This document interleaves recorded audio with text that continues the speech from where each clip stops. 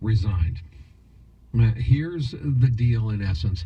Michael Flynn, as you know, is Donald Trump's selection for National Security Advisor. Okay. During the transition period between the election and the inauguration, Michael Flynn, as National Security Advisor, talked with many people and many ambassadors to many nations around the world. That's what you do. You don't wait until you are in office. You do that ahead of time. Well, in these conversations that he had had with Russia's ambassador, there was a question as to whether or not he discussed the issue of sanctions. Remember those sanctions that Barack Obama imposed before he left office? Well, did he discuss those sanctions?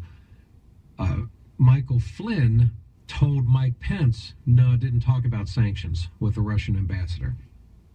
Then somebody inside the government, don't know who, somebody leaked to the media a transcript of that phone conversation. In other words, somebody was listening in on that phone conversation in the government, leaked that information, and sure enough, you can see in the conversation, the phone conversation, turns out he did talk about the sanctions with the Russian ambassador. Now, I don't think it's necessarily a bad thing that he discussed sanctions and what's involved with that with the Russian ambassador, but the problem is he told Mike Pence, the vice president, no, we didn't talk about sanctions.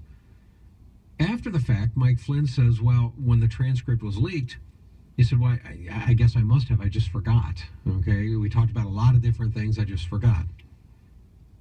Well, this is where, obviously, the Democrats and the mainstream media and whatever, they seized on this. Like, you know, it's like a shark attack when they smell blood in the water, when they've got an opportunity to go after anybody in Donald Trump's administration. They get any kind of ammunition at all, they're going to do it. Now, is this actually a serious thing that Michael Flynn did? I'll level with you, folks. I mean, I really don't know. I think there's a fair argument to say that it could be a very serious thing because maybe he didn't have, maybe it was inappropriate for him to discuss the sanctions with a Russian official before they were officially sworn in. Maybe it should be treated as a serious trust issue that he shouldn't have told Mike Pence that he didn't talk about sanctions or gave him, as Flynn says, quote, incomplete information.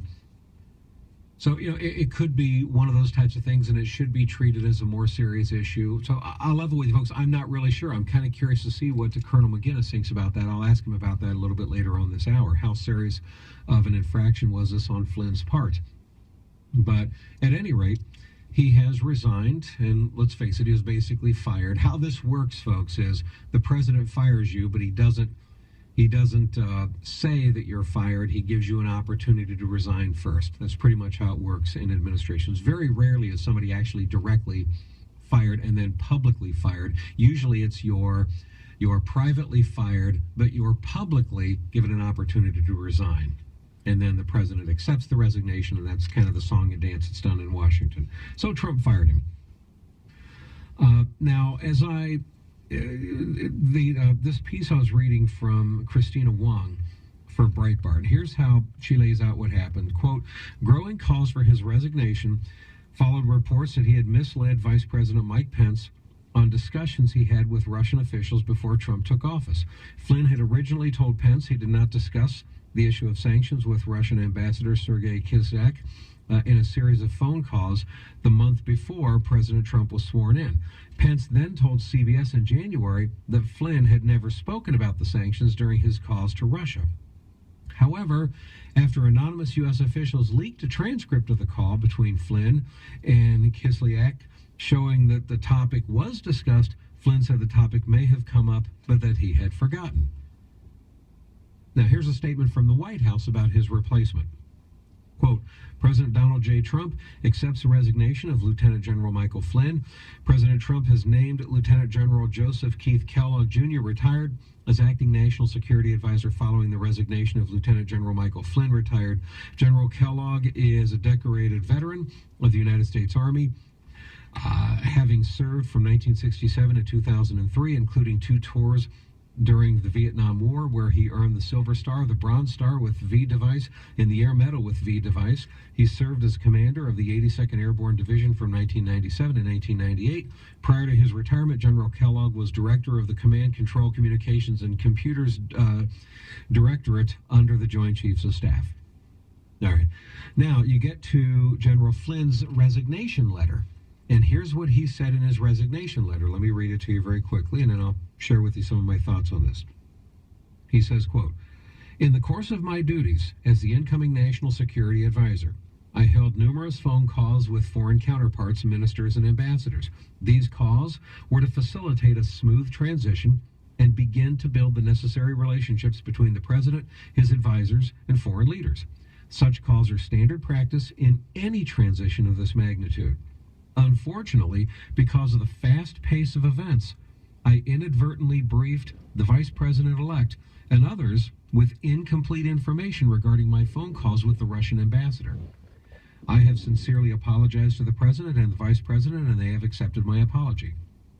Throughout my over 30 years of honorable military service and my tenure as a National Security Advisor, I have always performed my duties with the utmost of integrity and honesty to those I have served, to include the President of the United States. I am tendering my resignation, honored to have served our nation and the American people in such a distinguished way. I'm also extremely honored to have served President Trump, who in just 3 weeks has reoriented American foreign policy in fundamental ways to restore America's leadership position in the world. As I step away once again from serving my nation in this current capacity, I wish to thank President Trump for his personal loyalty, the friendship of those who I worked with throughout the hard-fought campaign, the challenging period of transition, and during the early days of his presidency. I know with strong leadership of President Trump and Vice President Pence and the superb team they are assembling, this team will go down in history as one of the greatest presidencies in U.S. history, and I firmly believe the American people will be well served as they all work together to make America great again." And then that's it. So that's his